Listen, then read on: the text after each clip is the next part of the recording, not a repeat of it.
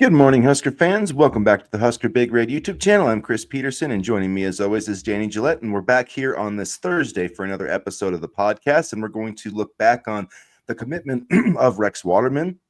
We'll break down what his pledge means to Nebraska, and then we'll look at who potentially could be the next recruit to join the 2026 class. Nebraska's trending in the right direction with the number of 2026 recruits coming off their big visit weekend. So we'll dive into that, who could be next, and then it's up to the next weekend of official visitors. We'll look ahead to who's going to be on campus this weekend and how that kind of affects the 2026 class moving forward. So before we get into that, please make sure that you guys hit the like button, hit the subscribe button, jump into the comments section. And Danny, how are you doing on this Thursday morning?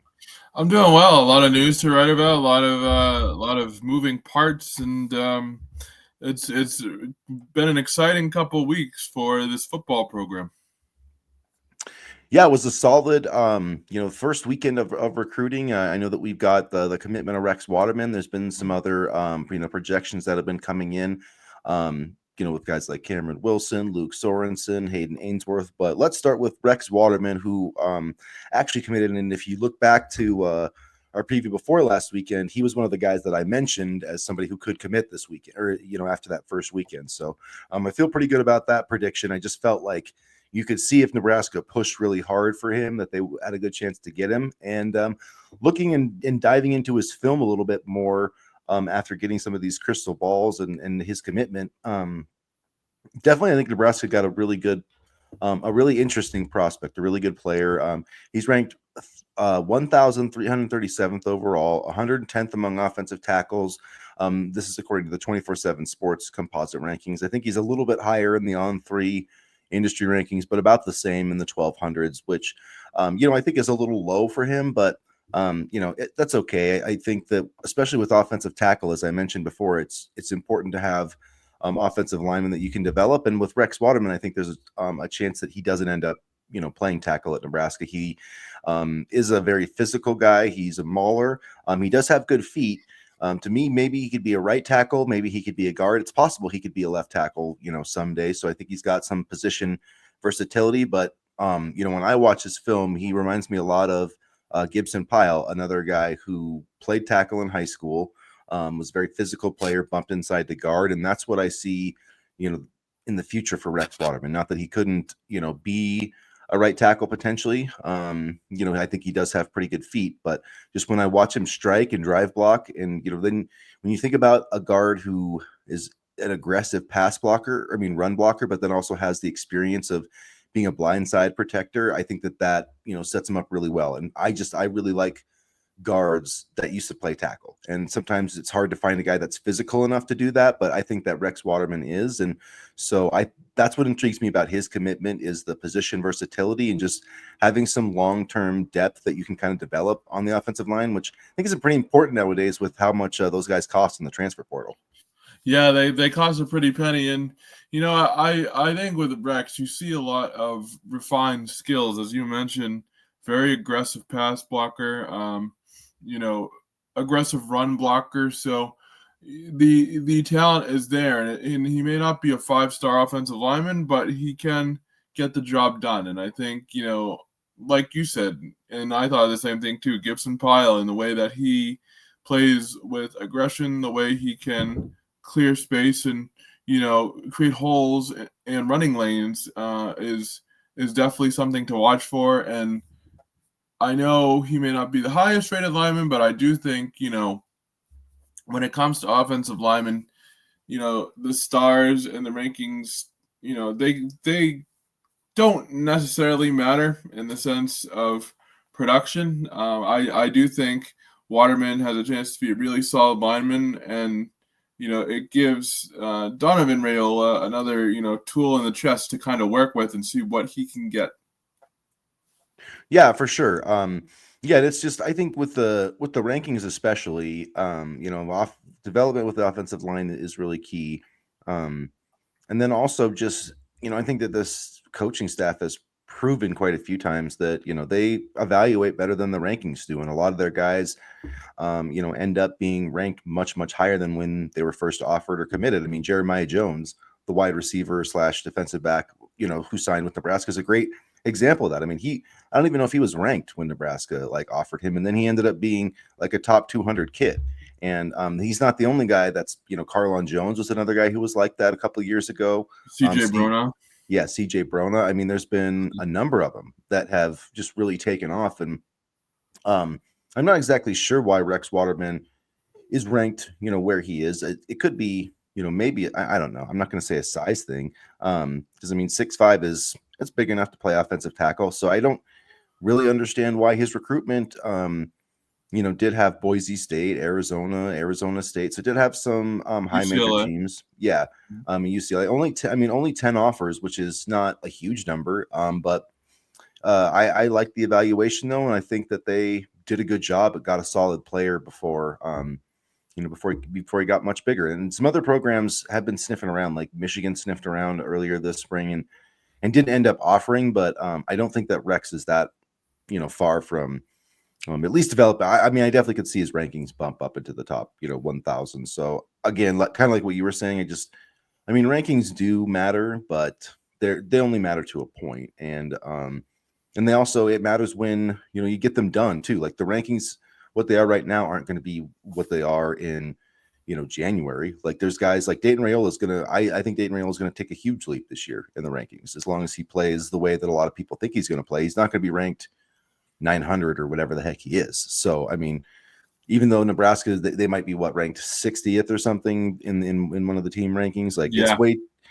Yeah, 24/7 Sports has him 67th, but I wouldn't worry about that too much. Like it's way too early to be worried about rankings because you can stack commitments real quick. So I'm not. I know I've seen that thrown around from different people, but I wouldn't worry about the rankings at all. I think that's going to be just fine. But when it's all said and done. Some housekeeping, a housekeeping note on the rankings. Starting in July, the On3 300 and Rivals 250 will merge to create the Rivals 300. So that's something to kind of note in recruiting, and I'm wondering what that's going to look like.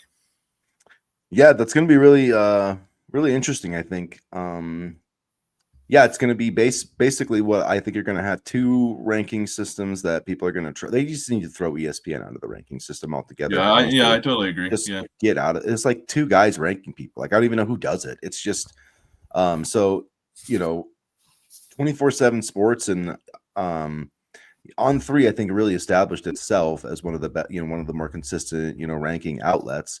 And so now that they're going to be teaming up with Rivals, those two sets of rankings, the 24/7 and the Rivals ranking, that's pretty much going to be it. And so yeah, I'm guessing the composite or however they do that will be divided by three ranking systems. And yeah, it'll be interesting to see how that all that's weighted together and all that. But I think for the most part, fans I think will benefit from this rival. I know that I'm excited to, at least from the Nebraska side, to get the Rivals content. I subscribe for On3, so I'm excited to have the Rivals included in there, and I think it'll be a great thing. I mean, and what's his Shannon Terry or whatever his Yep. name is, Yeah, sure.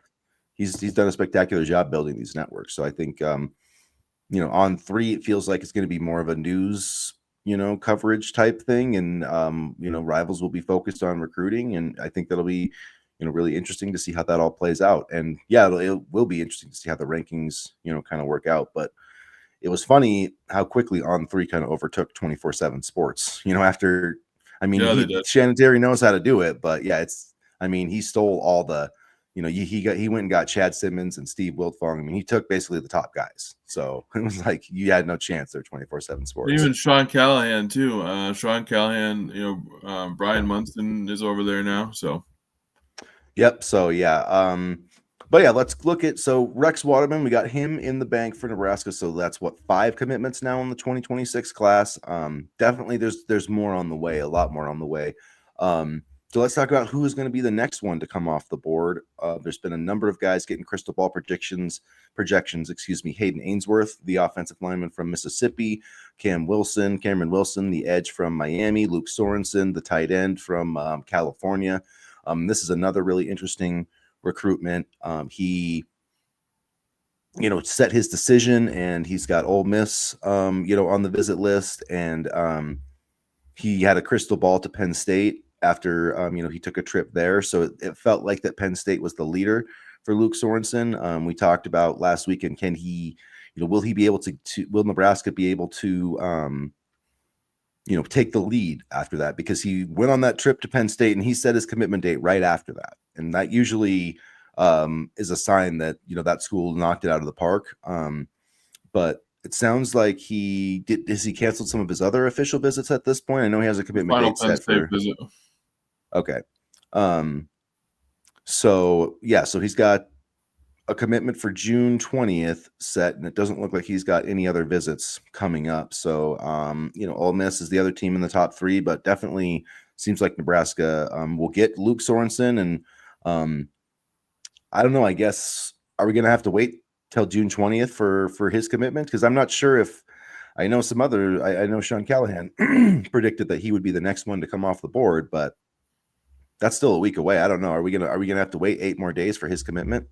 A decision could come before then, according to Tim Verges, but I could see him extending, keeping the June 20th date. And in my opinion, I think he's going to be the next commitment for Nebraska. Yeah, so him, Hayden Ainsworth definitely is in the mix as well. It just seems like he, is just kind of counting down. I'm not sure what he's waiting for, but definitely seems like that. Is a really solid commitment. I mean, there's been even guys from like Ole Miss that have, projected him. Cam Wilson, I think, is definitely, on the way. I'd have to check, just to see where his projections are, because not all these projections are always right. They, just because a guy is projected to flip doesn't mean that they always do. Michigan had a guy, Steve Wiltfong, projected him to flip from Georgia on Tuesday afternoon, and then by Tuesday night, he had reaffirmed his commitment to Georgia. So just because Steve Wiltfong projects it doesn't necessarily mean that it's going to happen. But Wiltfong, Brian Munson, Sean Callahan have all projected the flip to happen. Nobody from like the Florida area. So, I mean, I don't know if that's overly notable, but we'll see. I'd like to see that be that commitment get to be a done deal as well. But I think Cameron Wilson still has some official visits coming up, so we'll see. Florida State, On3 has them scheduled for Florida State, North Carolina State, both on the 20th. So we obviously can't be in both of those places at once. But Florida State's the one that would worry me over North Carolina State, although North Carolina State has had a pretty decent program the past few years. Well, there's a lot of Florida kids too. They've been able to have success in Florida as well. So, and then I guess one other guy just to watch for July 1st, Larry Miles. I know we talked about him on our last show, but he's another guy that I would feel comfortable saying is in. Yeah, and another guy that I think Nebraska fans can feel really good about after last weekend's visit, Ryan Moret, who they're recruiting to be their center in this 2026 class. 6'4", 290. He does have a Miami crystal ball, but that's back from like January. So like that's where sometimes you have to, when you go to these pages, if this is what you're doing as a recruiting fan, like you can see the crystal ball, but every crystal ball has context to it, and sometimes you'll see like one crystal ball and then none follow up with that. And that's kind of been, the Ryan Moret recruitment. He doesn't have any projections from On3. That On3 does give Miami a 52% chance, but that's the prediction machine. And part of that's just, where he's located and, yada, yada, yada, visits and stuff like that. But I think Nebraska definitely, it was only his second visit, but I think they knocked it out of the park. He does have Ole Miss, Georgia Tech, and then Miami June 20th. So that's going to be, can Nebraska hold off Miami? That's the one that I'm probably worried about the most there. He's been there 8 times, but he's obviously from Miami. So, I mean, that's like a kid from Nebraska visiting Nebraska, Right. 8 times. Like Right. it matters, but not that much probably. So there haven't been any crystal balls or anything there, but he's another one I would have, on the commitment radar for this month. So, Sorensen, Wilson, Ainsworth, Miles. So quite a few guys that Nebraska is trending in the right direction with in this 2026 A lot of Florida class. guys in there. A lot of Florida guys in there. So that's good to see. That's interesting to see. And, I give Matt Roll credit for bringing back Philip Simpson because I think he's been a key piece in all this. Yeah, and he was smart because he made him like a position coach too, not just in it. So I mean, I think that they were really smart to kind of offer that upgrade to him to make sure that they did get him, because Florida State got him away from Nebraska first, and I definitely think you could feel the impact of that on the recruiting trail. So that was a smart move by Matt Rule, for sure. And I guess a couple others I did want to mention. There was a guy that we've talked about a little bit here, Nelson Wheeler, the 3-star running back from Omaha, who was at Grand Island before. He did end up committing to Illinois, like Michigan State had a visit. There was a few Big Ten programs in the mix, so Illinois came and got him. Um, I don't, he did have that visit with Nebraska. They didn't offer him per se. I think they have other guys, on their board. Brian Bonner, Jamal Rule, who's going to be visiting this weekend, and then that other running back. I'm blanking on his name right now. Me too. The guy from not Pennsylvania, but I know who you're talking about. So, anyways, they've got three. We'll look that up here really quick. So they've got kind of three guys on the board, and to me personally, I like Nelson Wheeler a lot. And going to a program like Illinois definitely tells you like he's a Big Ten caliber running back. So I don't know. We'll see how it works out with these other running backs. I do think I don't know if it adds more pressure for Nebraska to land one, but I guess in the larger sense, I wouldn't be shocked if Nebraska misses on a couple of these targets if they try to, swing back around and offer Nelson Wheeler at some point. And maybe that could be a flip at some point, like in the future. We'll see. But maybe they land Brian Bonner and Jamal Rule and call it a day. DeSeven Walker is the other running back out of That's right. I Missouri. Totally forgot about him, honestly, and I remember that Oklahoma was sniffing around there too. So, he'll visit the last weekend. Kansas is so the three official visits are Kansas State, excuse me, Kansas State, Oklahoma, and Nebraska. So Nebraska gets the last one. Was at Kansas State last weekend, at Oklahoma or he'll be at Oklahoma this weekend. So I would say both of those are pretty serious contenders, because Kansas State's a legit program, especially for running back. I mean, they've got a really good running game, so I wouldn't rule that out. Rule out the Wildcats there. Nebraska hasn't had too many recruiting battles with them over the past few years. They've had a few. I feel like they win most of them, but with Nelson Wheeler, I just wanted to mention that I think they have a good shot with all three of those running backs. But I think they need two. I'd like to see them get two. And if they miss on a couple of those guys, it wouldn't shock me if they circled back to Nelson Wheeler at some point. I think Illinois is a better fit for Wheeler and what he wants to do in an offense. So I think that was honestly a smarter move by him. I mean, but I think with some of these targets, like you said, they're still in play. Rule, Bonner is a guy that I'm watching, but congrats to Wheeler. I mean, I think for his talent and the type of production he can provide, I think Illinois was a great fit for him. So let's see here. Nebraska did have a couple of guys visit actually this week. I'm showing on 3 as well that are specialists, a kicker and a long snapper. Max Thomas, the kicker, Sam Dolphins, a long snapper. So it's kind of interesting. Some guys to keep on the radar there. And then so looking ahead to this weekend's official visit schedule, it starts today with Leon Noel, who is a 6'4" offensive tackle out of New Orleans. Nebraska is the projected favorite here so far. Troy is kind of running a little bit behind. Let's see who some of the Ole Miss has offered: Baylor, Houston, Missouri. So not a huge offer list here for Noel, but another kind of offensive tackle target on the board. And then another guy that we mentioned, Jamal Rule. So not quite as big a visit weekend. So 5 guys visiting. Nebraska's having their Friday Night Lights camp this week, and Sean Callahan reported that Trey Taylor will be back for that. Trey Taylor's at everything. Yeah, he's been at everything. But so looking at this weekend, Jaden Warren, 4-star wide receiver out of Texas, is the highest ranked guy coming on campus at 126.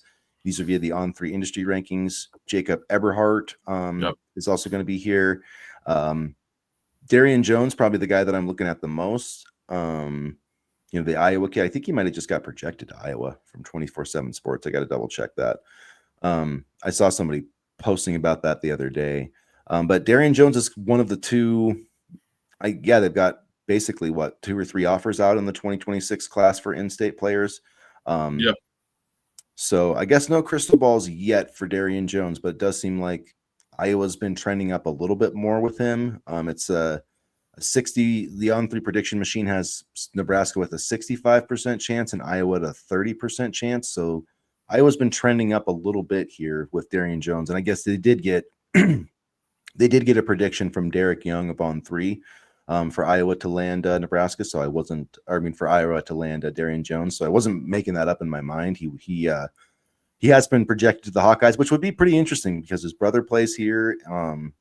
So I don't know. That would be a little bit of a disappointing miss for Nebraska, but they also kind of got in on him kind of late. So we'll see. Iowa did as well. I mean, I have to look back exactly to see when, but I don't know. I think that would be a disappointment if they lost him to Iowa.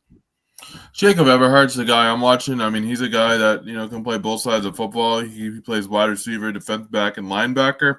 Would be a guy out of Missouri, 4th overall in the state, 216th overall nationally per Rivals rankings, and then the 7th overall player in his position group. So he's a guy that I'm really intrigued by due to his positional versatility, and I'm wondering if Nebraska will be able to seal a deal there.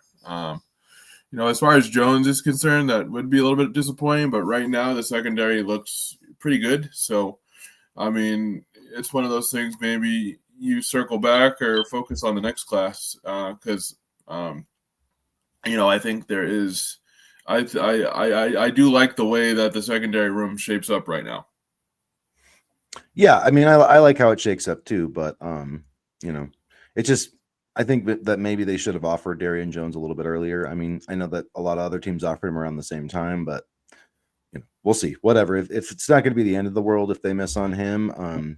In terms of Jacob Eberhardt, it is going to be a tough battle with Oregon, Alabama, Illinois, a bunch of big time programs kind of in the mix there. But he feels like he would be a nice addition to this class. And then Jamal Rule, the running back, I think would be important too.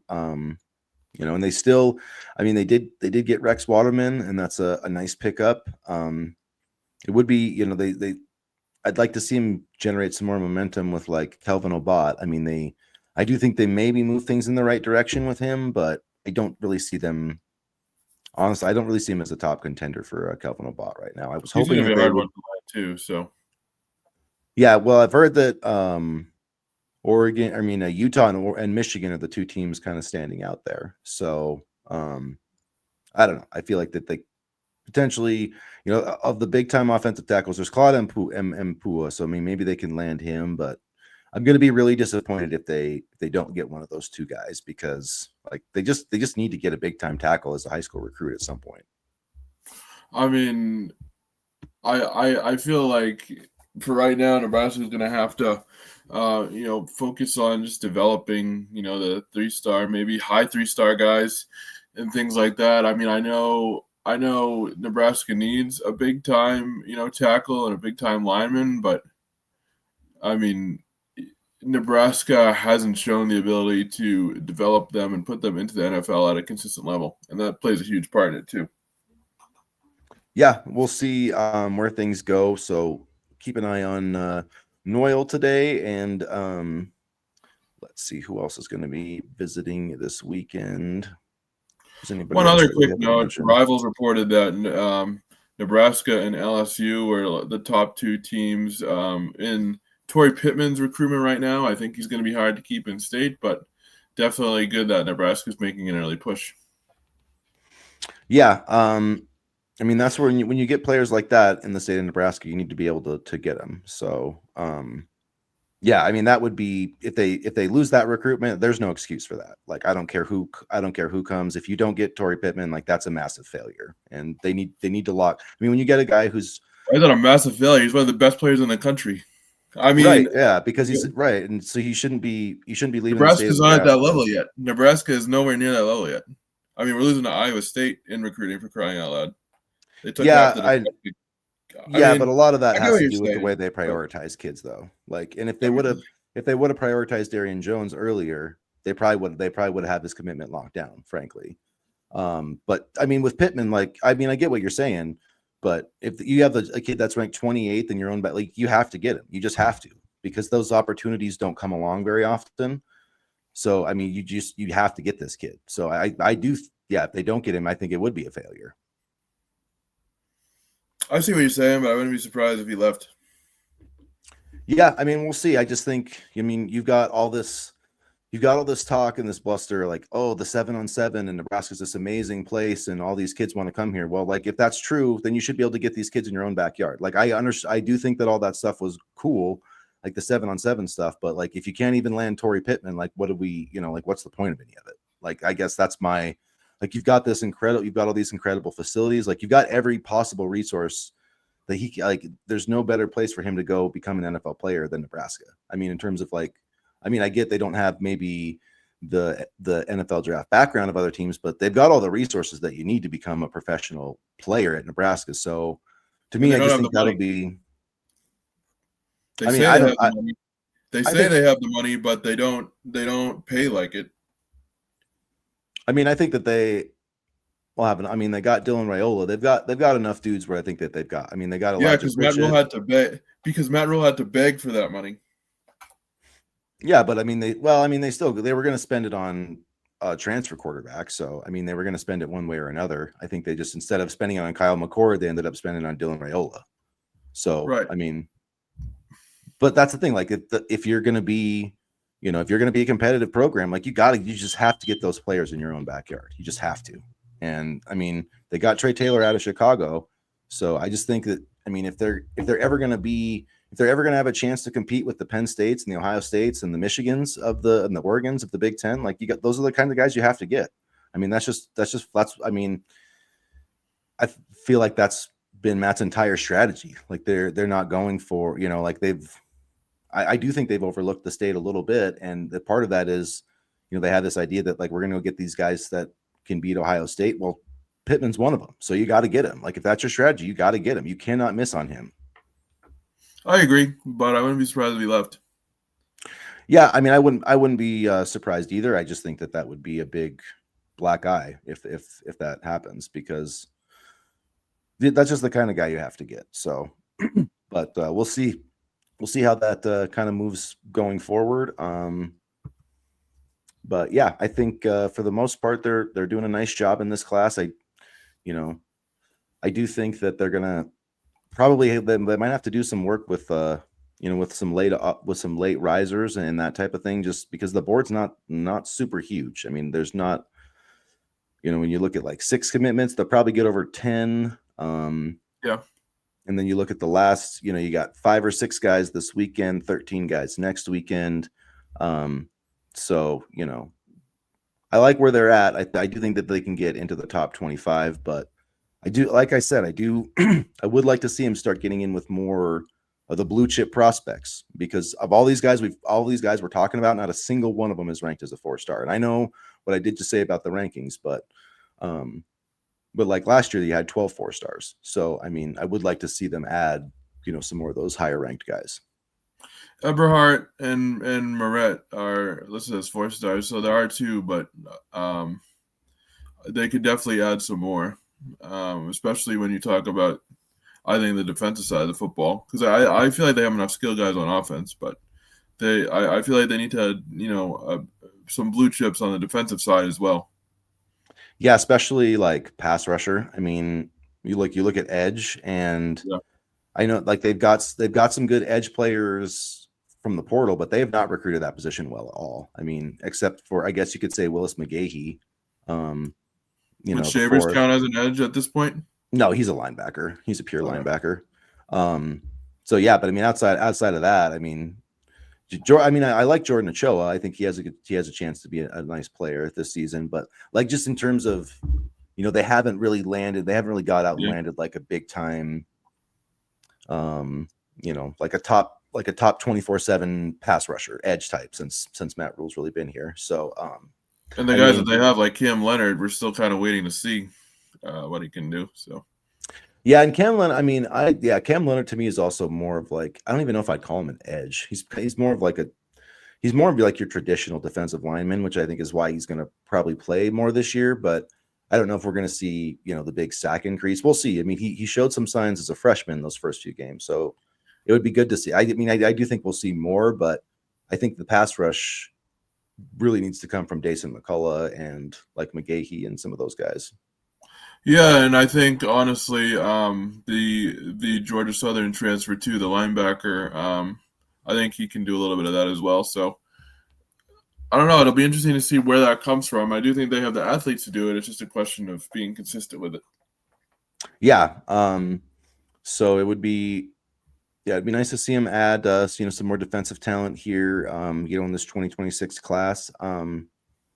But yeah, I mean, you know, the board kind of is, you know, what it is at this point. So we'll see, you know, kind of how that goes. I did hear that I saw some stuff about I'm trying to remember the guy's name here, about a defensive lineman coming to visit Nebraska this week, Valid Sone. Yep. Um, so I don't know. We'll see. He definitely was, you know, on the radar a while back. He's 6'3", 316, ranked in the top 200. So, you know, Nebraska is listed as warm on his 24/7 sports profile. He's got visits to Oklahoma, Florida, Alabama, Georgia, Auburn. So I don't know. We'll see if he makes a trip in there. I know that was a rumor going around social media. I haven't seen it being reported anywhere else. So we'll see. But like they had Titan Davis, and he ended up canceling his visit. So those were two. Him and Sone were two of the bigger, I would say, defensive line targets. So we'll see if they get him, you know, on campus for a visit here or not. Yeah, he would be a big get, and he would add more depth to the defensive line. The defensive line has talent, but it's unproven. So we'll have to see how that position develops this season. All right, let's see. I think that's all the things we have to cover here so far today with Nebraska recruiting here in 2026 and 2027. So if you haven't already, please hit the like button, please hit the subscribe button, and as always, go Big Red. Go Big Red.